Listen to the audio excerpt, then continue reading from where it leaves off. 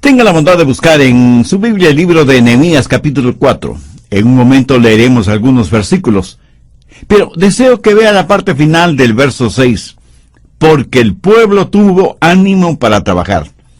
Permítame enfatizar algo muy importante. Cualquier trabajo que hagamos para Dios siempre tendrá que enfrentar la oposición de Satanás. Cuando los hijos de Dios dicen, levantémonos y construyamos, Satanás y sus demonios dicen, levantémonos y detengámoslos.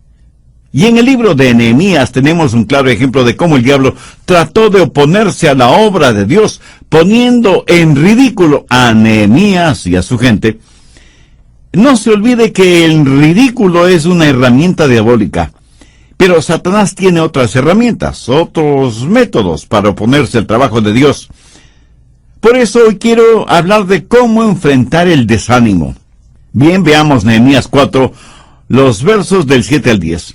Pero aconteció que oyendo Sanballat y Tobías y los árabes, los amonitas y los de Asdod, que los muros de Jerusalén eran reparados, porque ya los portillos comenzaban a ser cerrados, se encolerizaron mucho y conspiraron todos a una para venir a atacar a Jerusalén y hacerle daño.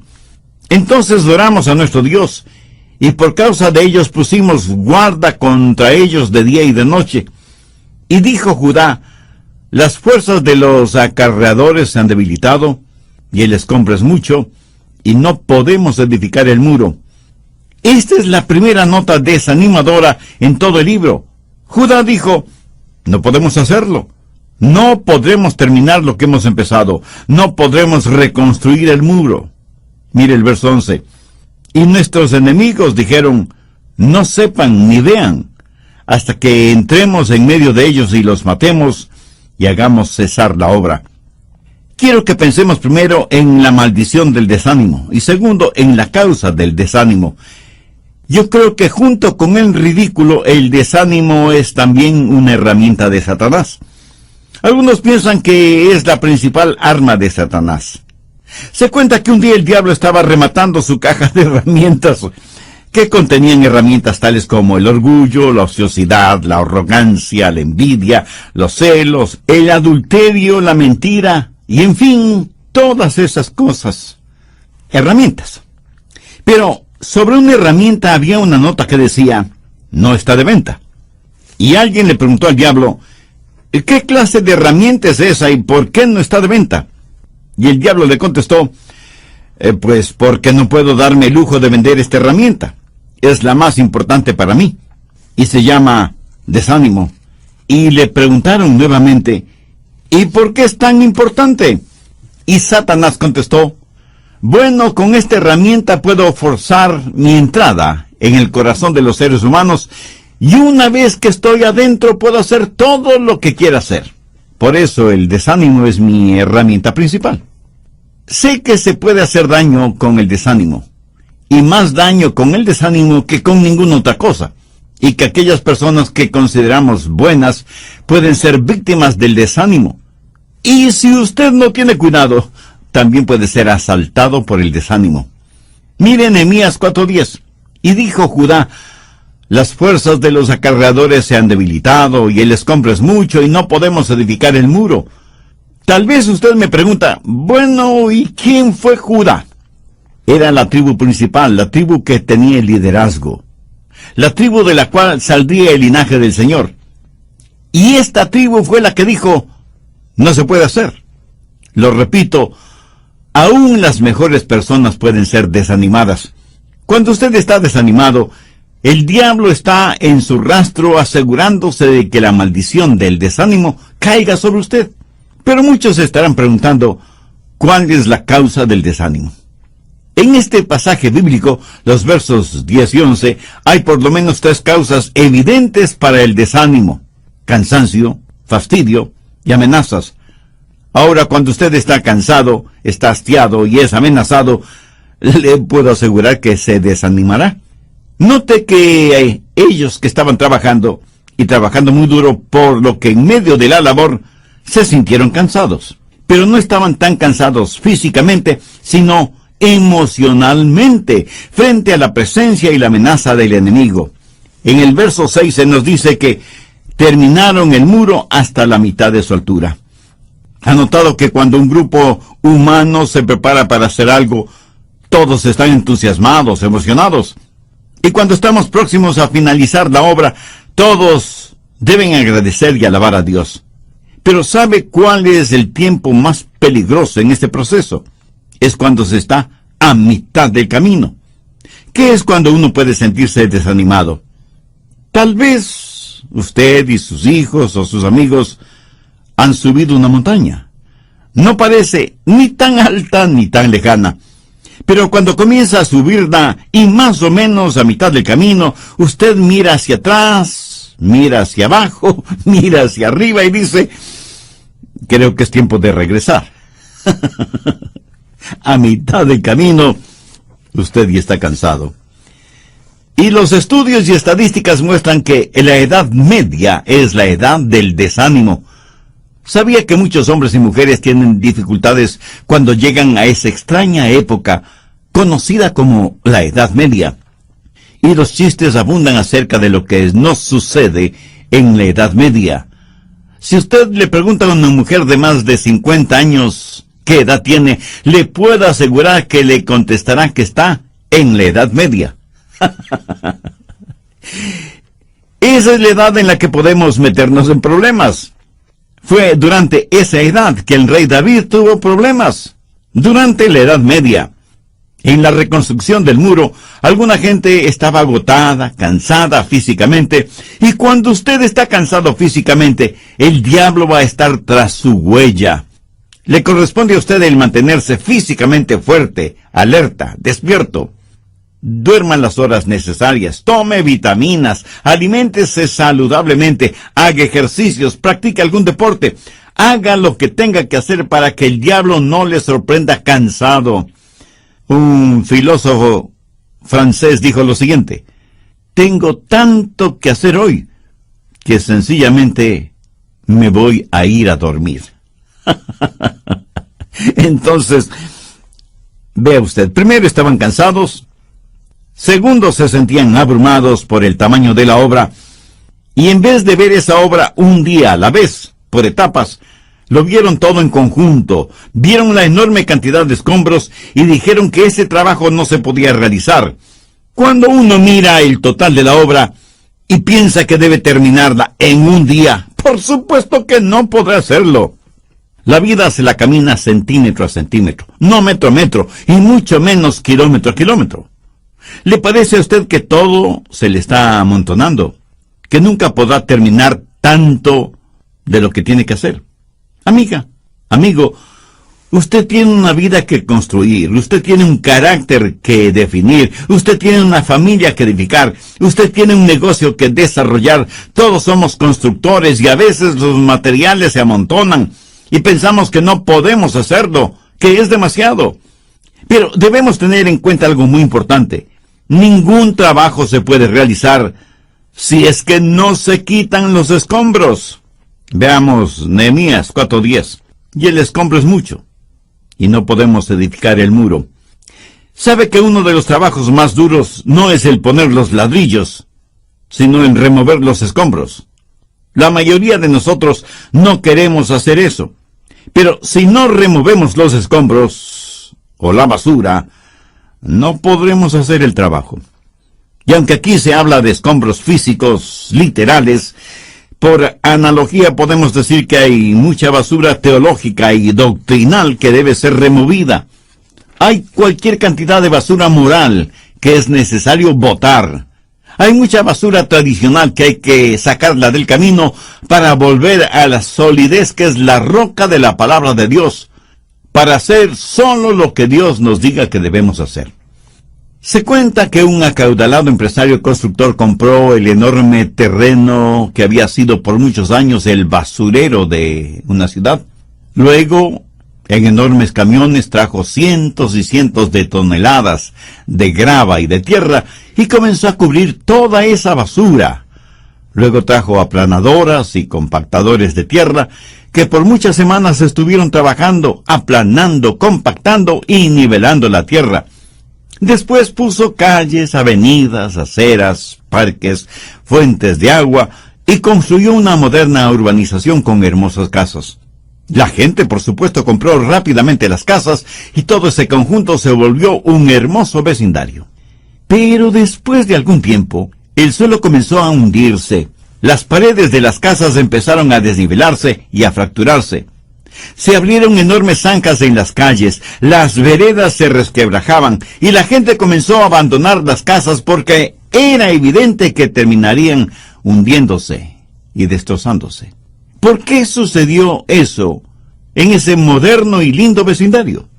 Porque todas esas casas fueron construidas en realidad sobre la basura. Usted no construiría su casa sobre la basura, ¿verdad? Pues le diré que usted no puede construir su vida sobre basura.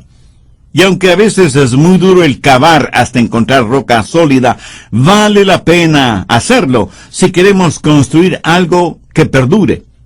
Es cierto, el trabajo puede ser tedioso y agotador. No faltará la tentación de buscar atajos, de usar materiales más baratos, de no seguir los códigos de seguridad. Amigo, escúcheme.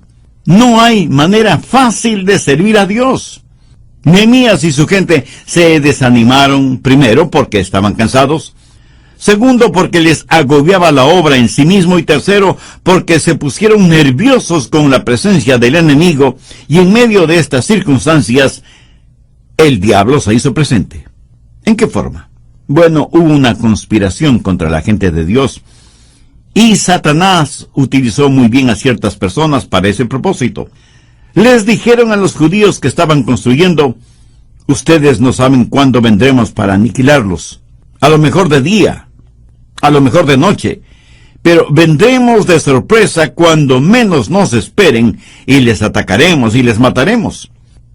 Como si el cansancio y el abatimiento no hubieran sido suficientes, sus enemigos se encargaron de darles más problemas. Satanás es la clase de enemigo que, si le ve a usted hundiéndose en arena movediza, no tratará de ayudarle a salir de ella, sino que más bien le empujará más, para que se hunda más rápido. Él sabe cuándo usted está en dificultades, cuándo está físicamente débil, cuándo está emocionalmente abatido y cuándo está espiritualmente apagado. Él sabe exactamente cuándo usted está al límite de su capacidad de aguante, y es cuando él ataca, y ataca ferozmente. No en vano la Biblia lo describe como león rugiente, y cuando eso sucede usted, por supuesto, se sentirá desanimado. Verso 12. Pero sucedió que cuando venían los judíos que habitaban entre ellos, nos decían hasta 10 veces, de todos los lugares donde volviereis, ellos caerán sobre vosotros. Esto es interesante, porque significa que aún los judíos que vivían entre los enemigos del pueblo de Dios sabían que se planificaba un ataque para impedir continuar la obra. Y ellos mismos decían que podía ser realizada. Ahora, ¿cuál es el remedio para el desánimo? Nehemías fue un gran hombre de Dios, un extraordinario líder, y quiero que note los pasos que Nehemías dio para animar a aquellos que habían sido desanimados. Note cuidadosamente lo que él hizo. Primero, armó a la gente. Mire lo que dice el verso 13. Entonces, por las partes bajas del lugar, detrás del muro y en los sitios abiertos, puse al pueblo por familias, con sus espadas, con sus lanzas y con sus arcos.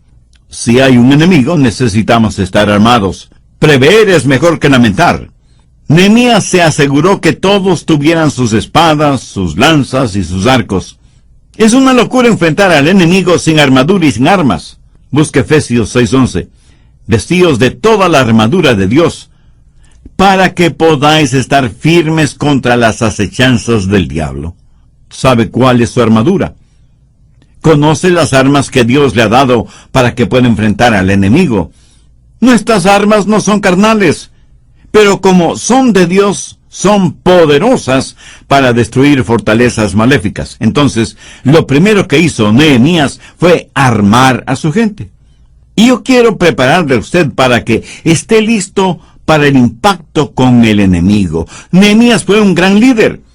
y vio la necesidad de que su gente estuviera armada. Segundo, animó convencidamente a su gente. Verso 14. Después miré, y me levanté y dije a los nobles y a los oficiales y al resto del pueblo, no temáis delante de ellos, acordaos del Señor grande y temible. ¿No le fascina eso? Les dijo, no tengan temor, no se desanimen, recuerden quién es nuestro Dios. Y si Dios con nosotros, ¿quién contra nosotros? El Señor es nuestro ayudador, y no debemos temer lo que puedan hacernos los hombres. Esperemos en Dios, y Él renovará nuestras energías. Amiga, amigo, ¿está usted desanimado, cansado, temeroso, abatido? Piense en el Señor. Y si no sabe por qué se siente así, permítame sugerirle una posible causa. Ha dejado de mirar y de confiar en el Señor. Piénselo. ¿Ha contemplado el rostro del Señor últimamente? ¿Sabe lo que es ver a Jesús en medio de la tormenta? ¿Sabe lo que Nehemías le diría en esos momentos? Acuérdate del Señor, contempla su rostro. Quiero que sepa que Jesús sigue manejando el timón y no hay pánico en el cielo, solo planes. Y lo que quiera que hagamos como miembros de una iglesia, siempre debemos recordar a Dios. Aquí bien vale la pena citar las palabras de Pablo en Romanos 8:13. Si Dios por nosotros, ¿quién contra nosotros? Entonces, ¿qué hizo Nehemías? Armó a su gente y les infundió ánimo y valor. Veamos ahora la segunda parte del verso 14. Y pelead por vuestros hermanos, por vuestros hijos y por vuestras hijas, por vuestras mujeres y por vuestras casas. Nehemías sabía tocar el corazón de su gente y animarles para la labor, y ayudándoles a ver la importancia de la misma. No estaban simplemente reconstruyendo un muro o reparando puertas, estaban reconstruyendo y peleando por algo que les era sumamente querido: el hogar, la familia, la comunidad. ¿Qué hace usted por su familia, por su hogar, por usted mismo? No podrá hacer nada de valor eterno por nadie si no tiene a Cristo en su corazón.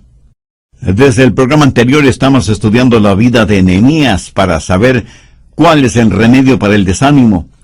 Nehemías dio pasos muy concretos al respecto. Primero armó a su gente dándoles espadas, lanzas y arcos, a más de las herramientas que tenían para el trabajo que iban a realizar. Segundo, animó convencidamente a los judíos que le iban a ayudar en la reconstrucción del muro y de las puertas de Jerusalén. Escúcheme, en nuestros países, a nosotros los cristianos, no nos queda mucho tiempo de libertad para testificar, para obrar, para marcar la diferencia. Es poco menos que increíble lo que autoridades liberales y ateas están haciendo para irnos quitando poco a poco nuestras libertades religiosas. Y cuando reconstruimos los deteriorados muros de la moral, de la ética, del sentido común, no solo estamos reconstruyendo muros, estamos reconstruyendo vidas, familias, hogares. Y algunos me dirán, Pastor Rogers, no es nada emocionante el construir paredes, y no es nada fácil el levantar fondos para construir algo. ¿Sabe? Estoy totalmente de acuerdo con usted, pero permítame decirle algo muy personal. Cuando construyo algo, yo no estoy pensando en mí. Estoy pensando en mi familia, mi esposa, mis hijos, mis nietos. Estoy pensando en los innumerables hermanos y hermanas que tengo en Cristo. Estoy pensando en mis vecinos, de manera especial aquellos que todavía no conocen al Señor Jesucristo como Salvador personal. En otras palabras, estoy pensando siempre en mi prójimo, porque considero que como cristianos estamos en el negocio de representar a Cristo para que transforme vidas. Y creo que eso es lo que Nehemías está diciendo. Miren más allá de los muros, de las puertas. Miren el propósito de la obra. Tenemos un trabajo que hacer. Y no estoy hablando de ladrillos y cemento. Estoy hablando de personas de carne y hueso. Nehemías animó a su gente. Y oro para que yo, este mismo momento, esté animando a muchos de ustedes. ¿Se puede imaginar lo que sucedería si todos los cristianos en todas partes del mundo se animaran, se entusiasmaran, vieran la labor que tiene que ser realizada y se decidieran a ocupar el lugar que les corresponde en la labor que hay que hacer, los resultados serían increíblemente sorprendentes. El filósofo cristiano C.S. Lewis escribió una de las más conmovedoras cosas que he leído. Él dijo: el amar verdaderamente es ser vulnerable. Ame y con seguridad su corazón será estrujado y quebrantado. Si usted quiere mantener su corazón intacto, no se lo dé a nadie, ni siquiera a su mascota. Envuélvalo cuidadosamente con sus pasatiempos y pequeños lujos.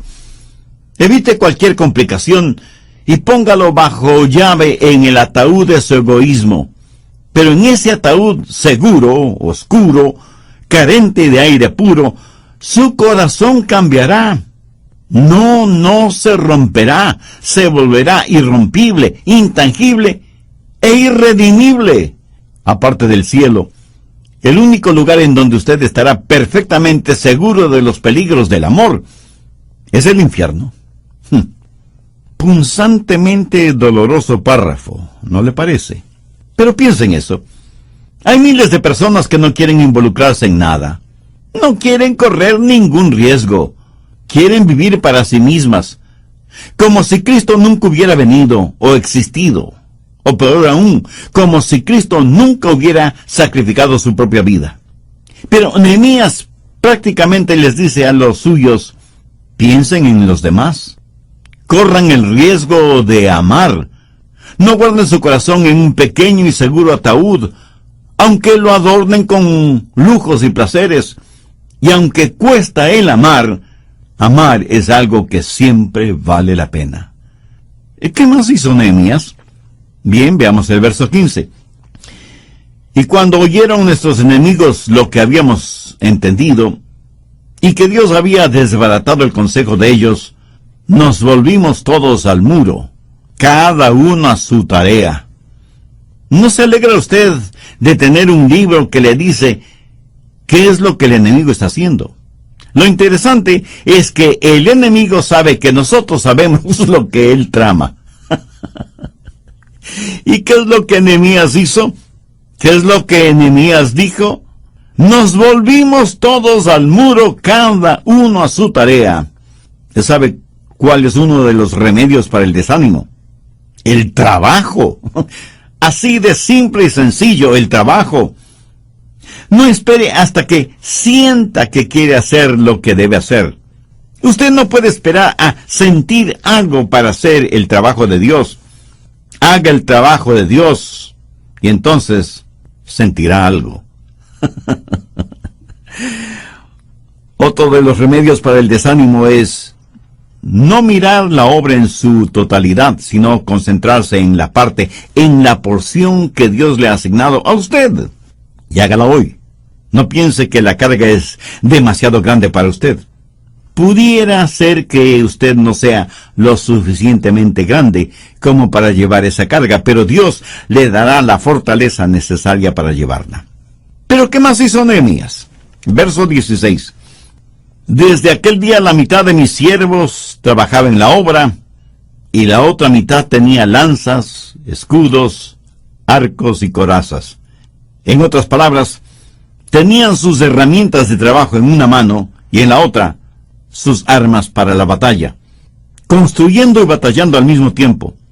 Y así debe ser una genuina iglesia del Señor. Tristemente hay iglesias que tienen temor de hablar contra el pecado, contra lo malévolo, contra las perversiones y abominaciones de cualquier tipo. No quieren herir los sentimientos de nadie, y tratando de complacer a todos, terminan complaciendo al diablo más que a Dios.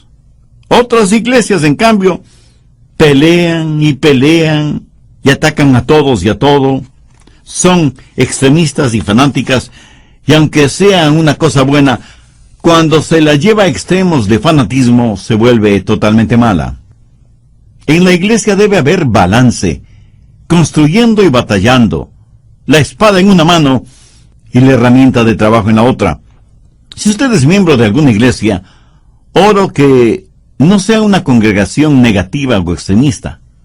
Pero también oro para que no sea una iglesia acomodaticia, tratando de complacer a todos menos a Dios. Oro para que usted tenga una iglesia en donde se predique y se enseñe todo el consejo de Dios, o sea, lo que las Escrituras dicen y enseñan, y no lo que los hombres, por intereses personales, que generalmente son financieros, enseñan y predican. ¿Cuál es otra forma de curar el desánimo? Veamos el verso 19. Y dije a los nobles y a los oficiales y al resto del pueblo, la obra es grande y extensa, y nosotros estamos apartados en el muro, lejos unos de otros. Ahora ponga atención al verso 29. En el lugar en donde oyereis el sonido de la trompeta, reuníos allí con nosotros. Nuestro Dios peleará por nosotros. ¿Y cómo es que Dios peleó por ellos? Cuando la gente de Dios se junta y permanece unida, suceden cosas maravillosas cuando estamos unidos con un propósito definido y un propósito agradable delante de Dios. En el Salmo 133:1 leemos, mirad cuán bueno y cuán delicioso es habitar los hermanos juntos en armonía. No hay ningún sustituto para ese habitar armoniosamente juntos. Esa es la razón por la cual el escritor de Hebreos dice, no dejando de reuniros, como algunos tienen por costumbre, sino exhortándonos. Esto quiere decir, nos reunimos para alabar y adorar a Dios, ciertísimamente, pero también para mostrarnos afecto mutuo, consideración, y animarnos, estimularnos los unos a los otros para el amor y las buenas obras. Escuche, este ministerio radial no debe ser sustituto para su asistencia a su respectiva iglesia. Este ministerio radial es primordialmente para aquellos que por razones físicas, de salud, no pueden ir a sus congregaciones, y para aquellos que no son salvos todavía. Pero nunca lo tome como sustituto o como pretexto para no ir a la iglesia. Y no faltará quien me pregunte, Pastor Rogers, ¿cuál es la diferencia? Yo puedo oír sus mensajes estando en casa. Bien, por favor busque Mateo 18, verso 20. Son palabras de Jesús. Porque donde están 2 o 3 reunidos en mi nombre, allí estoy yo en medio de ellos. Hay un sentido de la presencia del Señor cuando nos reunimos como hijos e hijas de Dios, que es diferente a cuando estamos reunidos en casa como familia, y mucho más significativo de lo que experimentamos cuando nos reunimos socialmente. Nehemías sabía esto. Por eso reconoció que durante el trabajo en el muro estaban físicamente separados los unos de los otros. Por eso, al sonido de la trompeta, todos debían reunirse para estar juntos. Hay veces que necesitamos estar juntos para recibir información. Hay veces que necesitamos estar reunidos para recibir palabras de inspiración, de exhortación, de amonestación y aún de organización. Escuché de un joven que estaba enamorado de una muchacha y le escribió una carta diaria por 2 años. Pensó que esa era una buena manera de cortejarla. Una carta de amor cada día por 2 años. ¿Sabe lo que pasó? Ella terminó casándose con el cartero. Es que no hay sustituto para aquello de estar ahí. No hay sustituto para el contacto personal. ¿Para qué reunirnos? Para exhortarnos los unos a los otros, para animarnos mutuamente cuando estemos desanimados. Y si alguien me pregunta si alguna vez he estado desanimado, debo confesar que algunas veces he estado cansado en el trabajo, pero no del trabajo. Y quiero que entienda bien esto, porque muchas veces podemos cansarnos en el trabajo, pero no cansarnos del trabajo que realizamos. Las dos cosas son totalmente diferentes. En lo personal, cuando estoy cansado en el trabajo y algún miembro de mi familia o alguna persona en la iglesia me dice, Adrián, o pastor, estoy orando por usted, eso me anima más de lo que usted se puede imaginar. Y como yo lo entiendo, no creo que es solo una bonita sugerencia o una buena idea aquella de estar juntos, de congregarnos.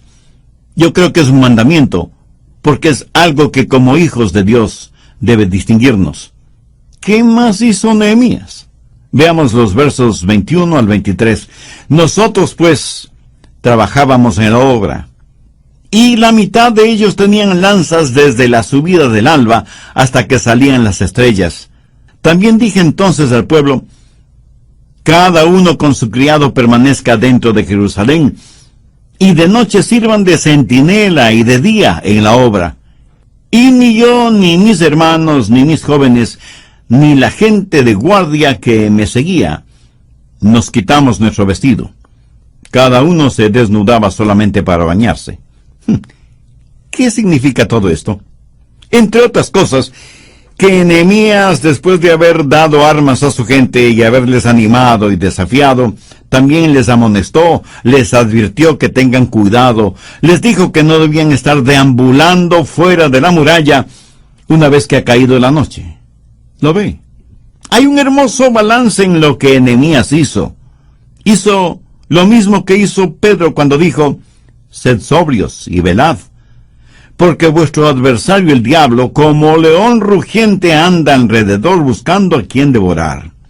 Nehemías les puso sobre aviso, les advirtió acerca del enemigo. Yo sé que el diablo quiere detener la obra de Dios, y él está listo para hacerlo a la menor señal de nuestro desánimo.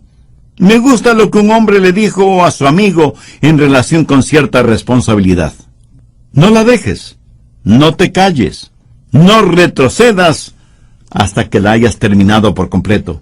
Yo creo que ese fue el consejo de Nehemías, no solo para su gente en el Antiguo Testamento, sino también para nosotros en este siglo en el cual vivimos. Seamos sobrios y vigilantes. Mantengamos nuestras rodillas en tierra y nuestra mirada en Jesús y en su palabra.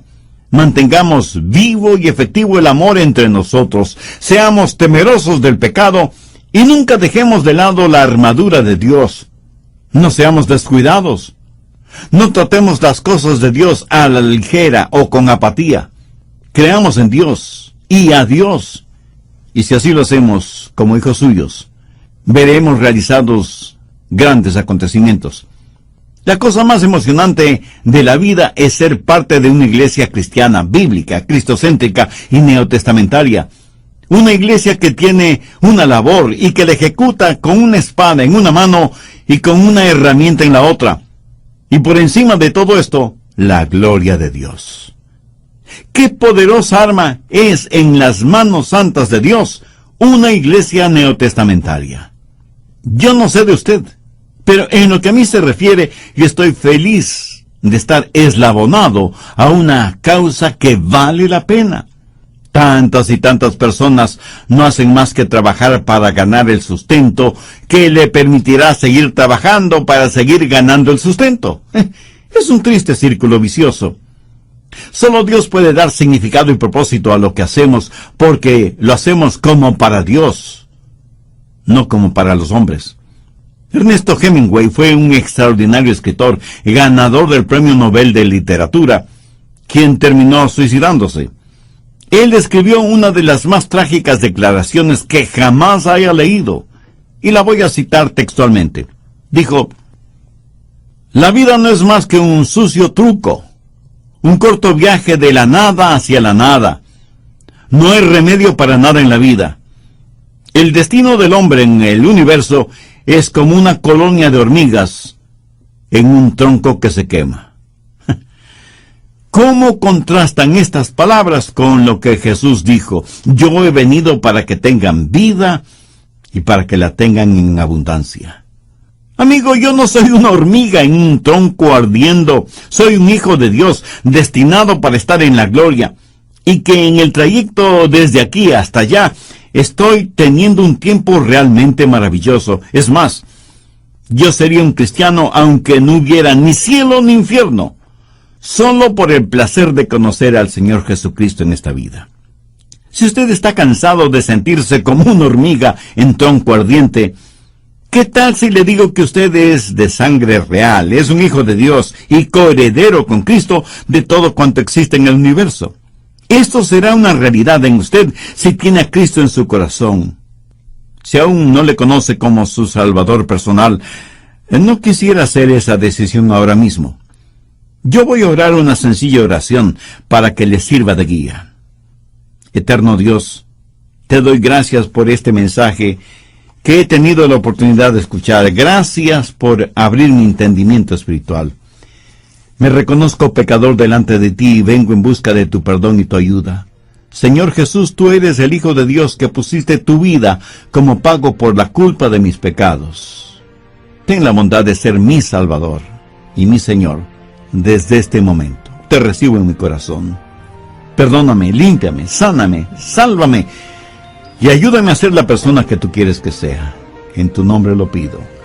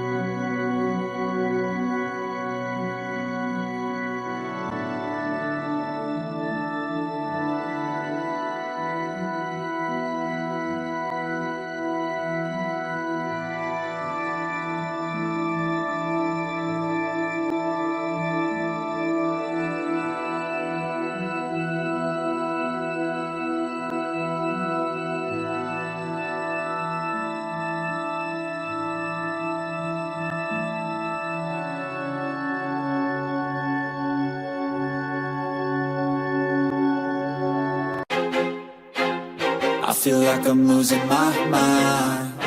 Is everybody in the world blind? Please, Lord, give me a sign, a sign. I feel like I'm losing my mind. Is everybody in the world blind? Please, Lord, give me a sign, a sign. I wanna be the greatest. Everybody on the fake shit. I look around and feel like everybody is the fakest. I make this every day and I'm impatient, hoping one day I blow up from the basement. Statement, the top is so vacant. I don't hear shit that I think is amazing. Waiting for my day when I'm playing sold out shows for 1,000 faces. Hey, give me that crown, get in my way and to be put down. It ain't your place, all this my town. If I want that shit, then I'll get it right now. I'm losing it, the noose it fits. I'm losing shit, a stupid myth. You choose to live or choose to dip. You choose to fight or lose your grip and lose a gift. I feel like I'm losing my mind. Is everybody in the world blind? Please, Lord, give me a sign, a sign. I feel like I'm losing my mind. Is everybody in the world blind? Please, Lord, give me a sign, a sign. Yeah. There's no mercy in this world, just hunger-thirsty persons in different versions, each new update, that shit worsens. Why? Pull back the curtain and you'll see the different vermin. We all have different burdens that all seem to cause disturbance. Yo, so do me a favor, don't treat me like a neighbor. Don't need the different flavors of your problems just to savor. I've got my own issues, I need a comb to get through. Don't need to groan with you, just go get your own tissue. I feel like I'm losing my mind. Is everybody in the world blind? Please, Lord, give me a sign, a sign. I feel like I'm losing my mind. Is everybody in the world blind? Please, Lord, give me a sign, a sign. That's it, the end of the song. Next time you'll sing along. Trust me, there's nothing wrong. I just need to carry on, cause society's a myth put there to make you sit. Listen to what they give. Don't ask questions, shut your lid. Yeah, don't ask questions, shut your lid. I need